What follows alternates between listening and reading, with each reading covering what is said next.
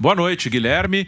É um jogo 6-4, claro, é o jogo de terceiro lugar, um jogo que você não joga com a mesma concentração, com a mesma pegada, com o mesmo cuidado. Fica um jogo mais, assim, de diversão, né? Os jogadores, eles têm o rachão, às vezes, nos treinamentos, na véspera do jogo, que é mais para descontrair, é mais um recreativo.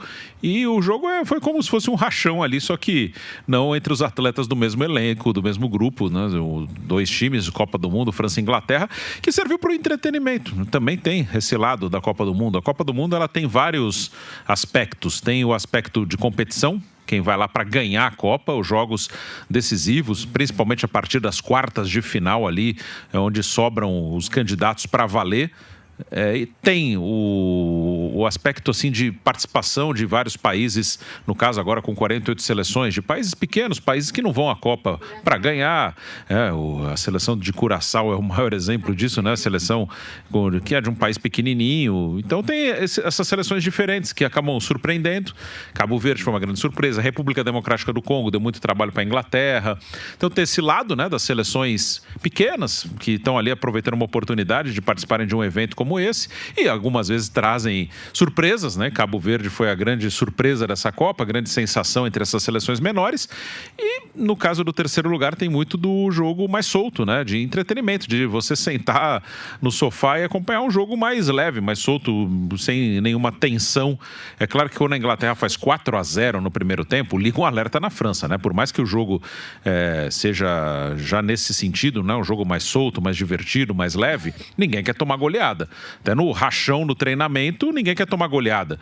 A gente gosta de jogar bola aí com os amigos, você está jogando com seus amigos, uma brincadeira, você está tomando goleada, você começa a querer correr atrás, né? Mesmo num jogo que não vale nada, entre a gente que não é profissional, eu já tô com 41 anos, jogo com meus amigos, eu não quero tomar 4-0, 5-0, né? Quando você começa a tomar goleada, você começa a correr mais, começa a buscar mais.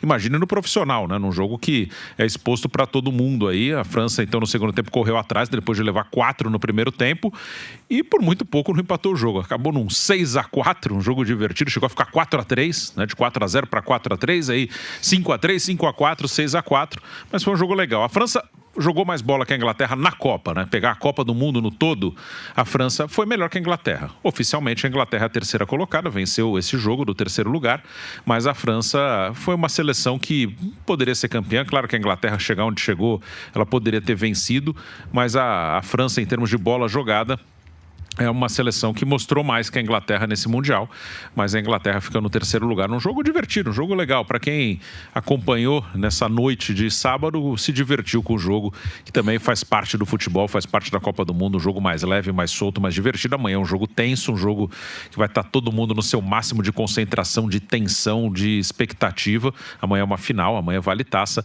mas o jogo de hoje foi legal. E para alguns, né? A gente tá vendo o Mbappé na imagem, para ele maravilhoso, para o Saka um jogo divertido. Então foi legal, foi uma partida divertida de acompanhar. Daniel Leão, jogo. França 4, Inglaterra 6, 10 gols. Já o jogo com mais gols nessa Copa do Mundo. O 7-1 lá da Alemanha. Curaçao contra Curaçao 8, então já supera esse 8 gols da partida entre Alemanha e Curaçao. Então 10 gols na decisão do terceiro lugar entre França e Inglaterra. Daniel Lian. Um jogaço, né? Um jogaço, 10 gols numa Copa do Mundo em seleções desse nível, né? Com duas seleções de altíssimo nível. Nós tivemos isso no Espanha e França, mas aí foi na Euro, né? Mas aí, um jogo de altíssimo nível dessas duas seleções, mas um amistosão, né? Essa partida você pode ver que os jogadores mais tranquilos, relaxados, tanto que a França não entrou totalmente desligada na partida, só foi entrar no jogo mesmo na segunda etapa. Depois de levar 4-0 no primeiro tempo, só na segunda etapa é que a França acabou se acendendo no jogo. Então, foi um amistoso, tanto é que nenhum cartão amarelo jogo de pouquíssimas faltas e muito tempo de bola correndo. Então, é aquela coisa que não houve catimba, não houve pressão, enfim. Jogadores ficaram à vontade dentro de campo, tanto da França como da Inglaterra. E aí, por isso que esse resultado aí acabou sendo proporcionado devido a essa leveza aí dos jogadores que não tinham aquela pressão em conquistar. O terceiro lugar é aquele prêmio de consolação de uma Copa do Mundo. Tá certo que efetivamente, financeiramente, o terceiro lugar acaba conquistando um pouco mais ali em relação à premiação feita pela FIFA, mas é uma questão de que a partida para esses jogadores pouco muda. Tanto é que a Inglaterra se deu ao luxo de ter o Harry Kane, nem na partida ele entrou. Colocou o Bellingham, que fez agora esse golaço aí no segundo tempo, talvez o gol mais bonito dessa Copa do Mundo, né? E aí é isso, a Inglaterra tinha aquela esperança de chegar a uma final, a França, para mim, entrou como a principal favorita para a conquista do título, mas a Espanha acabou aniquilando a França na semifinal. Então, neutralizou todas as ações francesas e quem está lá na final é a Espanha. E hoje a França fez um papelão no primeiro tempo, mas depois acordou no segundo e aí equilibrou as coisas. E só não empatou o jogo porque o Olise acabou perdendo diversas oportunidades, viu, Guilherme? Pois é, e assim, no primeiro tempo da França, tanto França quanto Inglaterra mudaram muito os times. Até imagino eu que por uma questão ali de grupo, colocar todo mundo para jogar, então a decisão do terceiro lugar, você não precisa ter um time ali titular absoluto. Então, a Inglaterra na primeira etapa não tinha o Bellingham e o Harry Kane, a França com apenas 4 titulares dos atletas que vinham atuando na Copa do Mundo. Então, assim, os times mudaram bastante e isso pode ter também alterado a França nessa questão de ter tomado 4-0 na primeira etapa. No intervalo, o Deschamps muda, coloca 4 titulares e o time melhora. Tem esse fator também, Bruno, porque os times entraram bastante modificados por essa questão de, tá na Copa, decisão do terceiro lugar, vamos colocar todo mundo para jogar. Até teve a conta que o Dieguinho passou agora há pouco e o PH falou no ar, de que apenas 2 jogadores de França e Inglaterra, ou 3, que não atuaram na Copa. Os goleiros da França, os goleiros e o Lucas Hernandes, e na Inglaterra o Trafford, terceiro goleiro, e o Mainu, que ficou machucado e não jogou hoje. Então, só 4, de 2 para cada lado, é isso, né? 5, perfeito, isso aí. Então, só 5 jogadores dos elencos de França e Inglaterra que não atuaram nessa Copa. Ficou muito clara essa decisão de querer deixar que todo mundo pudesse atuar alguns minutos, Bruno. Sim, isso acontece. Isso às vezes acontece no terceiro jogo da fase de grupos, com quem já está classificado, né? Já fez 6 pontos, ganhou os 2 primeiros.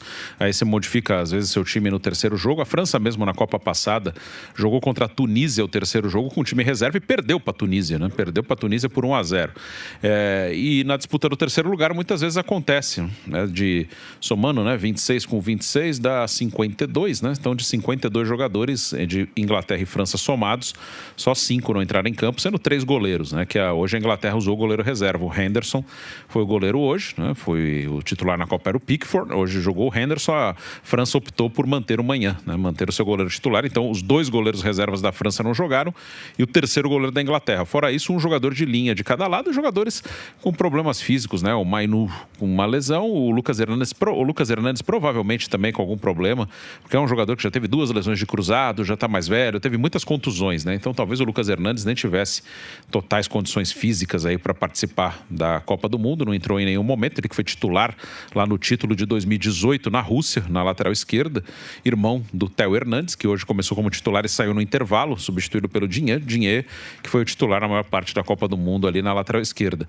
Então também é um jogo para isso. A Inglaterra entrou com um time até mais reserva do que o da França e fez 4-0 no primeiro tempo. Dos ingleses ali que atuaram, o Guerri e o Declan Rice, que foram titulares ali na maior parte da Copa. Alguns foram titulares em alguns jogos, né? O Rodgers jogou na semifinal, mas na maior parte dos jogos foi reserva. O Konsa também jogou bastante na Copa. No último jogo contra a Argentina ficou no banco, mas jogou bastante. Então a Inglaterra até é bastante modificada. A França, o ataque praticamente titular, só não jogou Dembélé, né? Jogou o Mbappé, jogou o Olise, jogou o Doué, do meio para trás um pouco mais modificada a seleção do Deschamps, mas esse jogo tem esse aspecto, né? Tem esse aspecto mais descontraído, mais amistoso, mais leve, e foi divertido, foi legal, um 6-4, né? O Saka não tinha feito nenhum gol na Copa, fez 3, aliás, até o gol do Gordon contra a Argentina foi na semifinal, só o Rashford tinha feito gol lá na estreia contra a Croácia, fora Bellingham e Kane, né? A Copa da Inglaterra foi muito Bellingham e Kane, então até a semifinal só tinha um gol que não tinha sido da dupla Bellingham ou Harry Kane na seleção inglesa.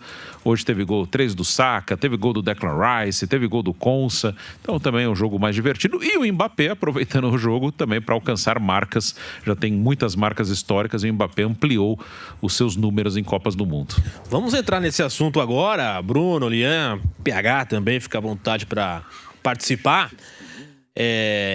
Mbappé, nesta edição da Copa, agora com 10 gols marcados, Mbappé então chega a 10, o Messi tem 8, o Messi com 8 gols foi ultrapassado pelo Mbappé, mas o Messi ainda joga amanhã contra a Espanha. Claro que é uma final, um adversário difícil também para o Messi encarar essa disputa da artilharia da Copa de 2026. Caso o Mbappé termine como artilheiro em 26, será pela primeira vez na história que um jogador, por 2 vezes seguidas, termina a artilharia da Copa como o melhor marcador. Então o Mbappé tem essa possibilidade de terminar 22 e 26 como artilheiro da Copa. Isso nesta edição, com 10 gols. E na artilharia geral das Copas, o Mbappé também ultrapassou o Messi. Agora o Mbappé tem 22 gols, o Messi tem 21. É muito óbvio que o Mbappé vai passar o Messi como o maior artilheiro da Copa, seja nessa ou nas outras, no geral. Agora, imagino eu que o Messi, nessa despedida da Copa, ele tem, ou tinha, ou ainda tem, esse desejo de terminar pelo menos essa Copa de 26 como o artilheiro. Para isso, tem que marcar pelo menos 2, ele, pelo critério de desempate, ele consegue ser o artilheiro. Né? Com 2 fica 10-10, mas o Messi tem mais assistências e aí seria o artilheiro da Copa. Com 3 fica 11-10 e aí fica, digamos assim, de forma isolada como o artilheiro.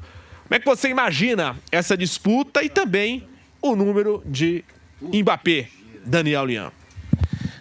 Os números são realmente astronômicos, né? De um jogador que já bateu o recorde em relação ao número de gols em Copas do Mundo.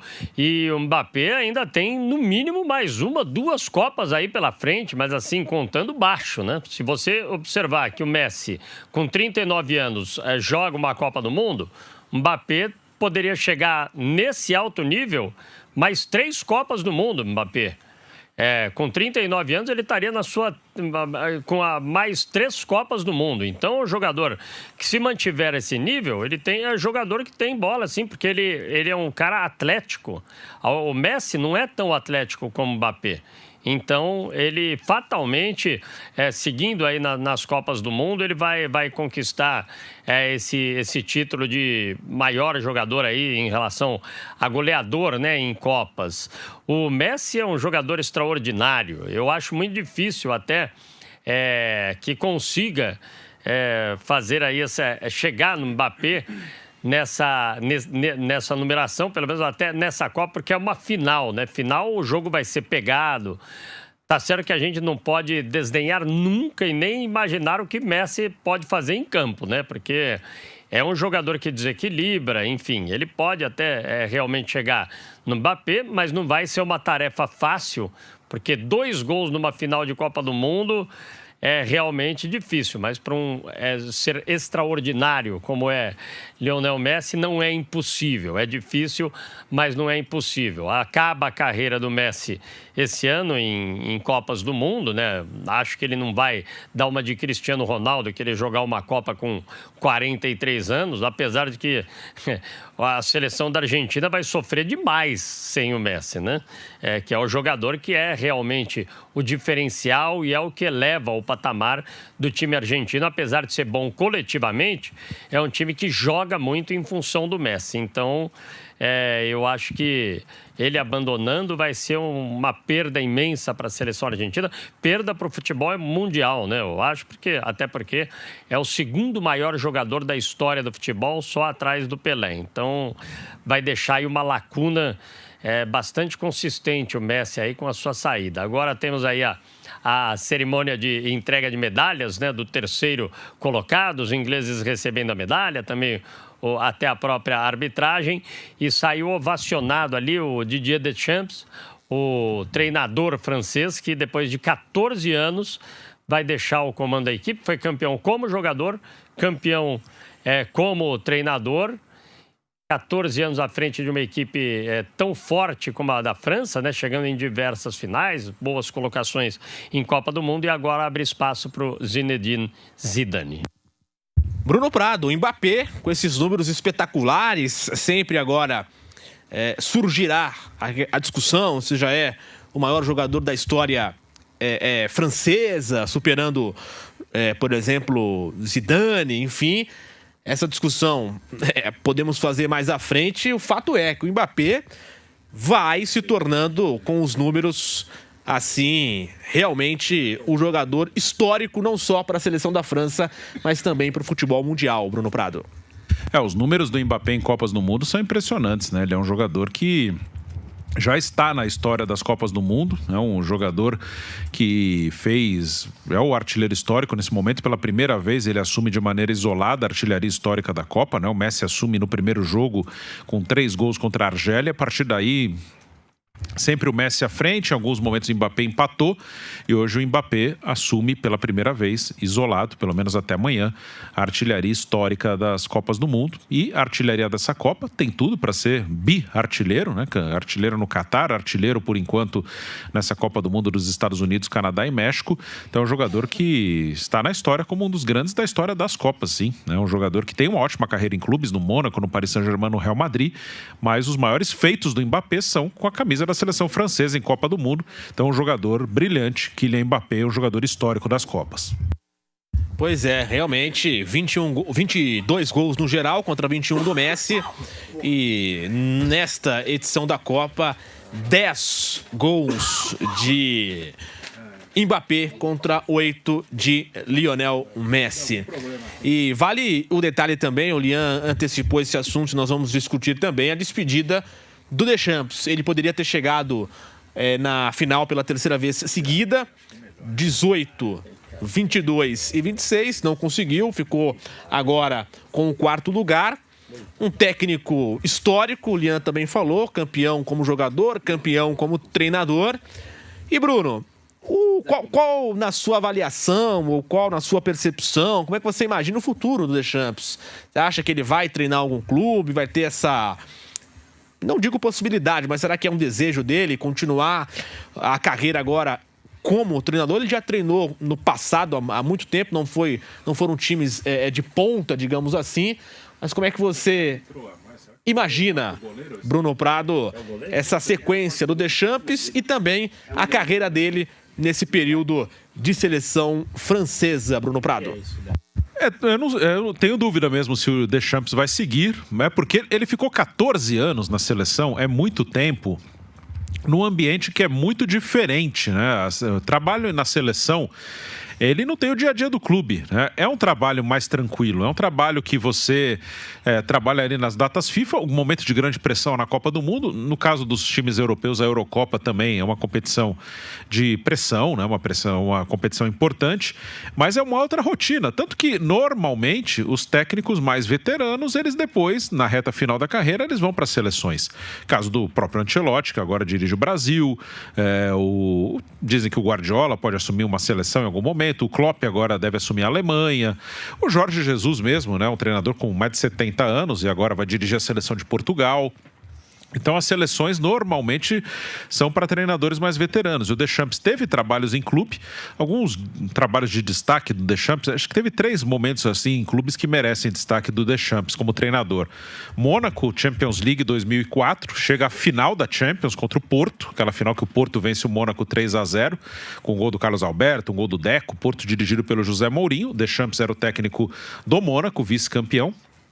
Tinha o Juli como um destaque, né? O Ludovic Juli, que depois jogou no Barcelona. Ele se destacou bastante naquela Champions. Depois, o Deschamps ele teve um momento que ele aceitou dirigir a Juventus na Série B da Itália. A Juventus foi rebaixada por causa de manipulação de resultados, compra de arbitragem. Então, a Juventus teve títulos cassados e foi rebaixada para a Série B. E o Deschamps, que foi jogador da Juventus, jogou até com o Zidane na Juventus, ele topou dirigir a Juventus na Série B e subiu com a Juventus. E o último trabalho dele, antes de assumir a seleção francesa, foi um título francês com o Olympique de Marselha. Então, logo depois de ter sido campeão francês, ele recebeu o convite da seleção. Então, ele tem um título nacional com o Olympique de Marselha no momento que ainda era mais disputado o campeonato francês. Não tinha um time como o Paris Saint-Germain com investimento do Qatar, que aí deu uma desequilibrada, né? Ok que teve os 7 títulos do Lyon, mas entre os títulos do Lyon e essa hegemonia do Paris Saint-Germain variou bastante. O Bordeaux, que hoje está falido, chegou a ser campeão com o Laurent Blanc. Laurent Blanc assumiu a seleção depois disso, ficou 2 anos, aí veio o Deschamps. Teve título do Olympique de Marselha, teve título do Montpellier, né? O último campeão antes do PSG assumir essa hierarquia e assumir o comando do futebol francês foi o Montpellier. E aí no período já PSG dominante, teve um do Mônaco com o Mbappé jogando e teve um do Lille mais recentemente, né? Então o futebol francês, eu acho que o Lille até ganhou um também, antes da hegemonia PSG, entre Lyon e PSG, acho que o Lille também ganhou uma taça, né? Além de uma no meio da hegemonia PSG. Então Deschamps teve o seu trabalho em clubes. Eu acho difícil que o cara que depois de 14 anos num ritmo de seleção volte para o dia a dia de clubes, que é desgastante, é mais estressante, tem muito jogo, muito... a convivência diária, a pressão é bem maior no dia a dia dos clubes. A não ser que ele trabalhe assim num centro mais tranquilo, recebe um convite para trabalhar, ganhar uma grana no Catar. Talvez, ou vai lá para os Estados Unidos também, ganha uma grana, trabalha mais tranquilo. Mas eu não imagino o Deschamps voltando para um cenário de clubes na Europa, por exemplo, com dia a dia, com pressão. Então, eu acho que depois de 14 anos fica difícil para o cara retomar essa rotina.